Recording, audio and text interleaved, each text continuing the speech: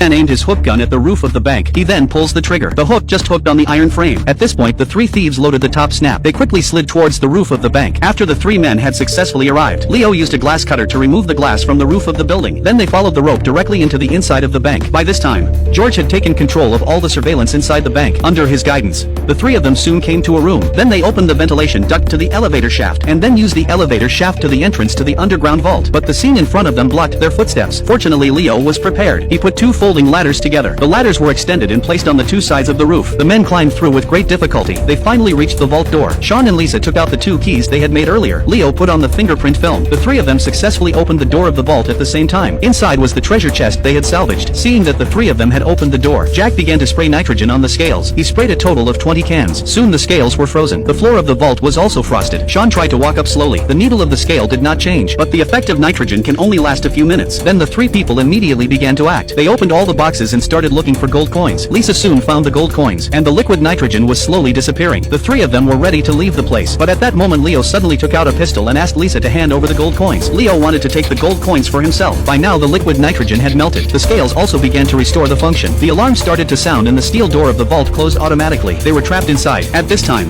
the water holes around the vault began to pour a lot of water into it. Sean and Lisa were directly swept down by the water column. In less than 3 minutes the vault will be filled with water. At that moment Leo took off his jacket to reveal the diving suit prepared for a long time. Then he dived away with the gold coins, and Sean and Lisa had to wait for death inside. In desperation, Sean suddenly thought of something. He found that there was no sensor device here. So how did the machine know that the water inside was filled up? Sean quickly thought of the answer. It was the weight. So he asked Jack to put all the tanks of liquid nitrogen on the scales to increase the weight on the balance. Jack listened and put all the tanks of liquid nitrogen on it. Then he also sat on it. Sure enough, the gate quickly closed. By the time the security chief released the water and opened the door, Sean and Lisa have long disappeared. It turned out that the two had escaped through the ventilation duct 1 minute ago. They quickly rushed into the plaza among the fans. Then they changed into Spanish jerseys. On the other hand, Leo, who took the gold coins, knew that he had been tricked. It turns out that John had already found out that Leo had problems. He prepared fake gold coins in advance and let Lisa change them. Finally, George succeeded in deciphering the coordinates on the coins. They locked a bank in London. It seems that several people want to get the treasure is not an easy task.